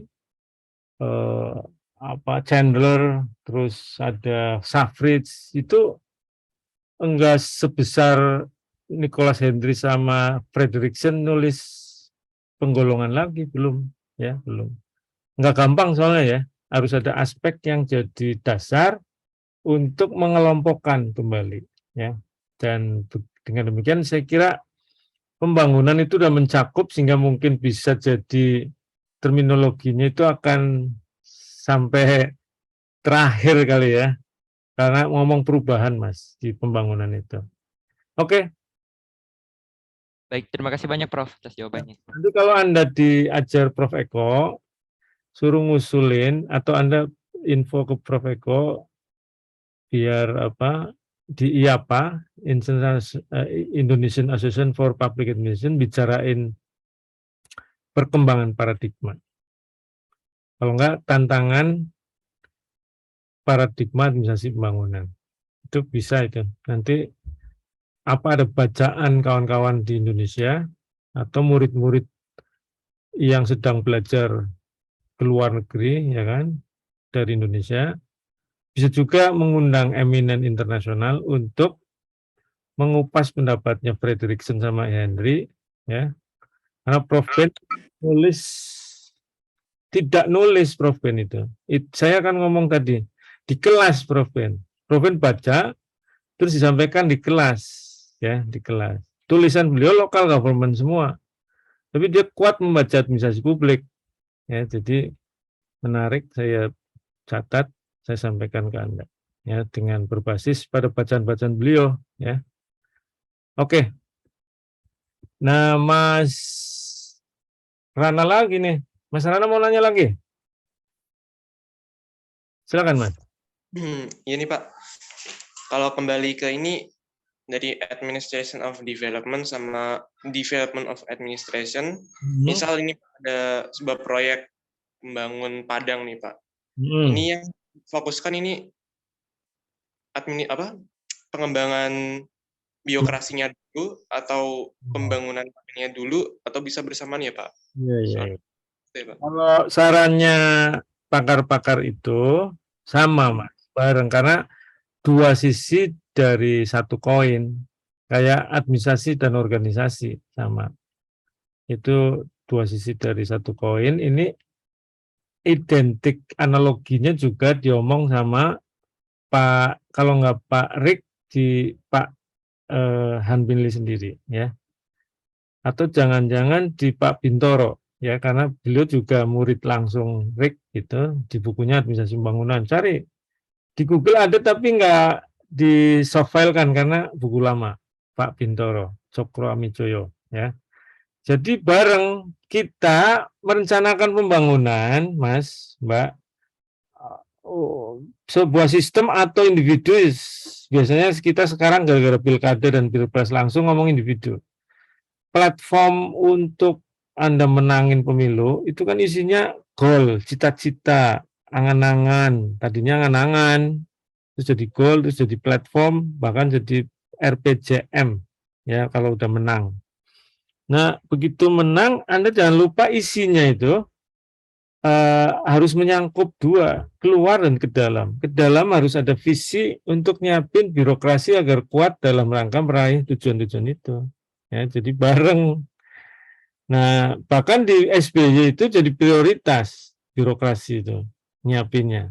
Sekarang di Pak Jokowi masih nggak dirubah, tapi faktanya kalau dari anggaran terbesar untuk PU, ya, digenjot lagi untuk pendidikan, ya. Terus pertahanan sekarang naik juga, ya. Jadi geser-geser 3 itu. Nah, pandemi kesehatan, pandemi itu di atas betul kesehatan.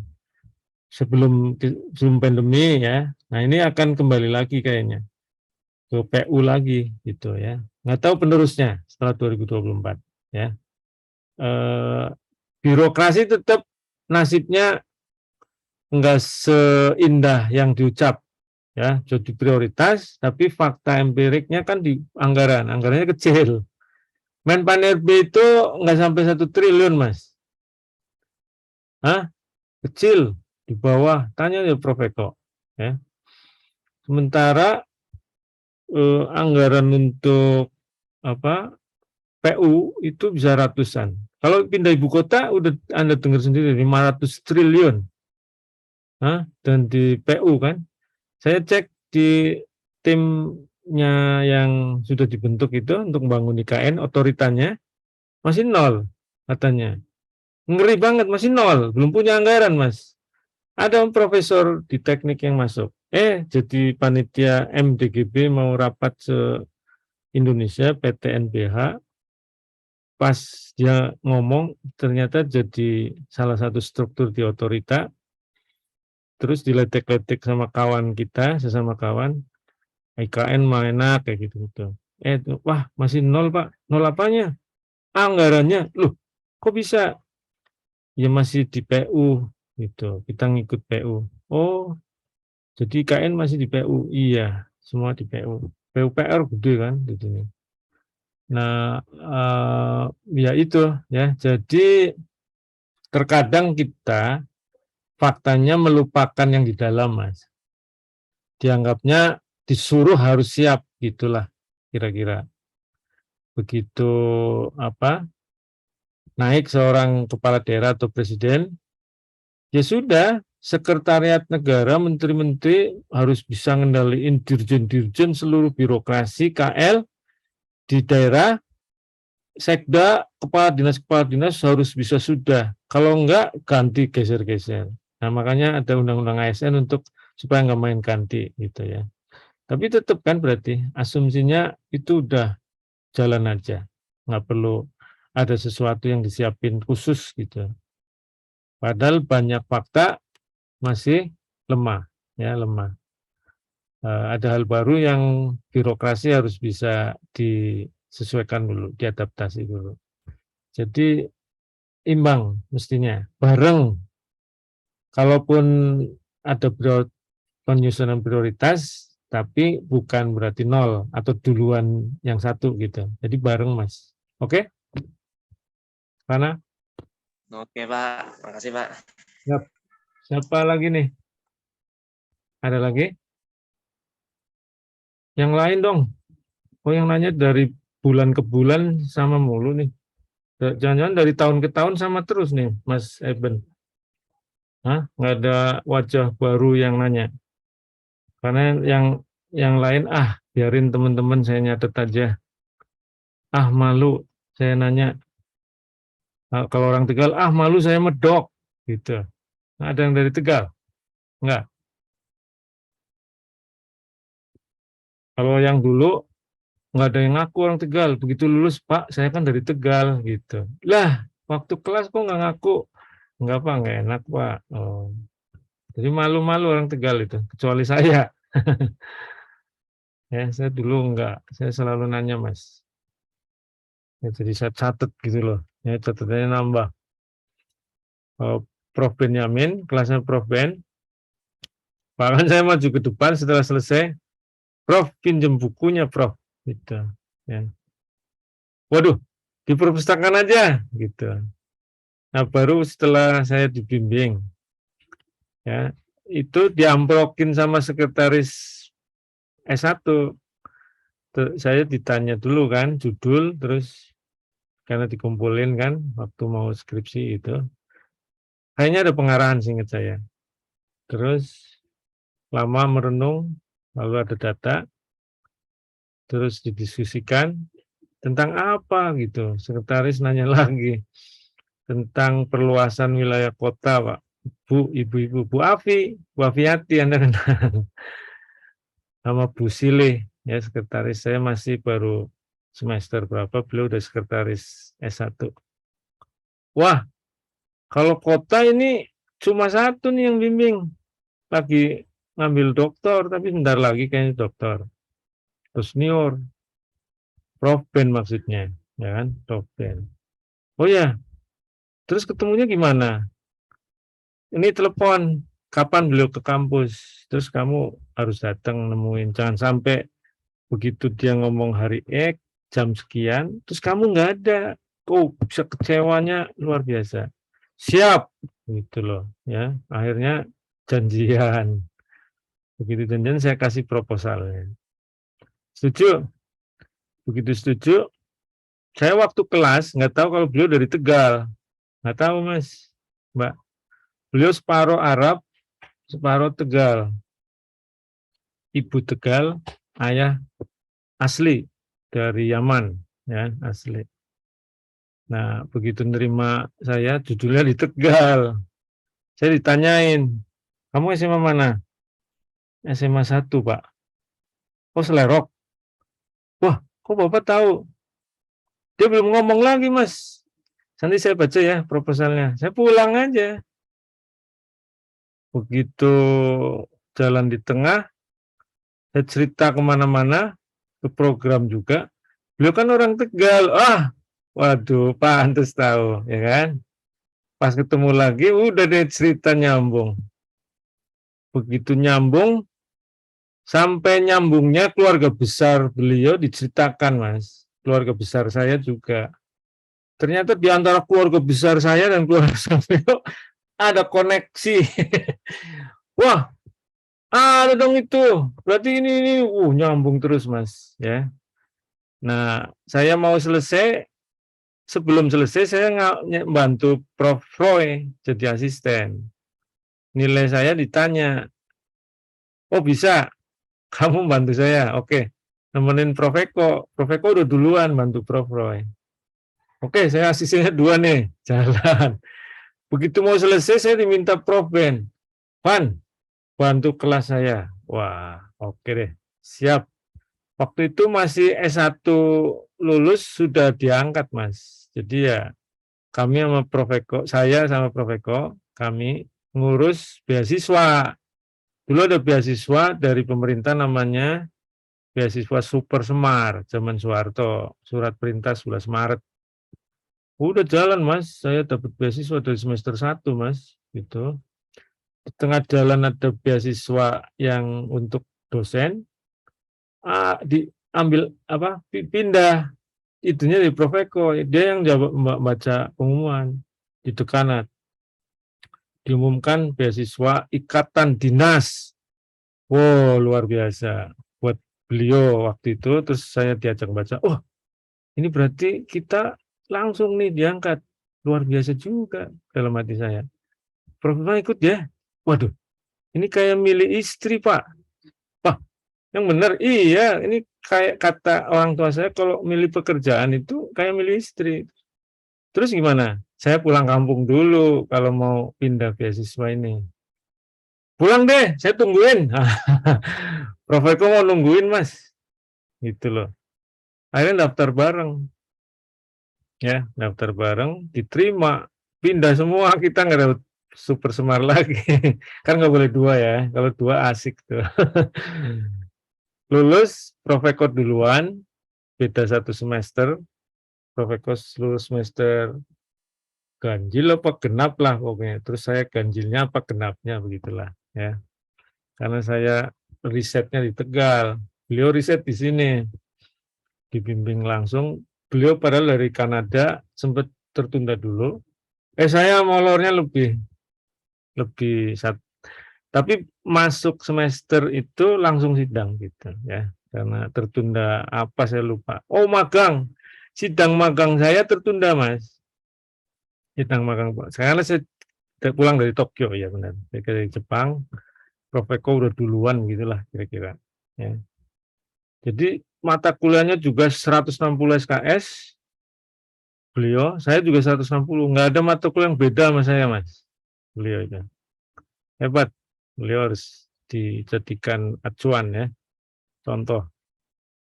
Nah, ya udah, bukan KKN, saya bantu Prof Ben, Mas, sesama Tegal. Enggak, almarhum memang mencetak saya untuk mendalami pemerintahan daerah. Ya. Beliau penyusun Undang-Undang 2299, sejak S1 udah konsen ke pemerintahan daerah, ke Belanda 3 tahun juga pemerintahan daerah, dan pembangunan, ya disambungkan pembangunan, Mas Prof Ben itu. Nah, beliau S1-nya 2, politik sama administrasi.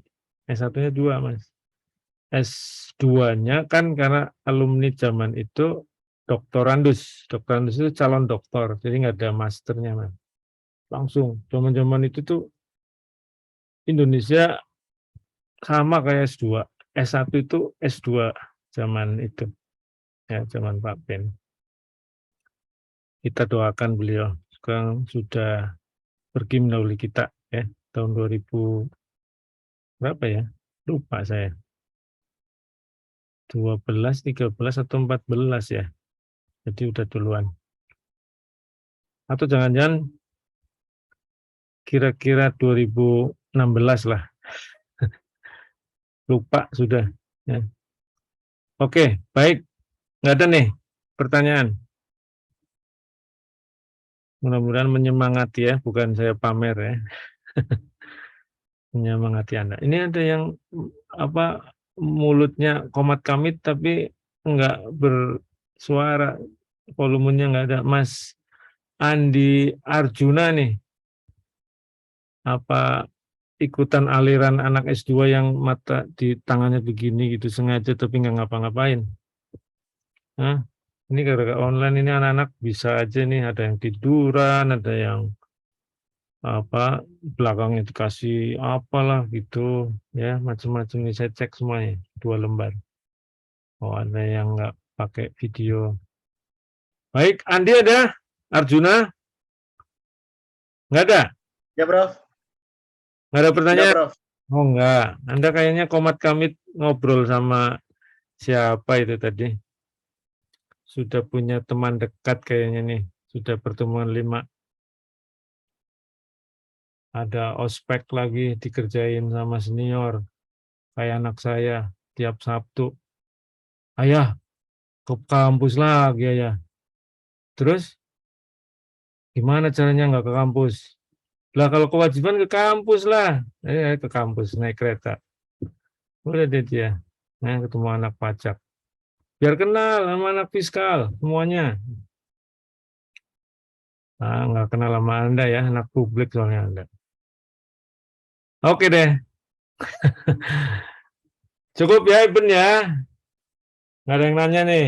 Tinggal 3 menit. Nyesel loh kalau nggak nanya. Jadi apa paradigmanya? Iben, apa aja Mas?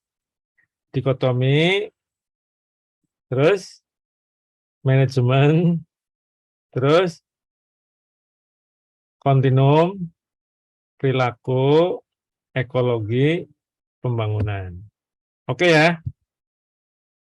Sampai jumpa minggu depan. Saya tutup. Assalamualaikum warahmatullahi wabarakatuh. Waalaikumsalam Prof. Terima kasih, Prof. Selamat siang. warahmatullahi wabarakatuh. Terima kasih, Prof. Terima kasih, Prof. Selamat siang. Terima kasih, Prof.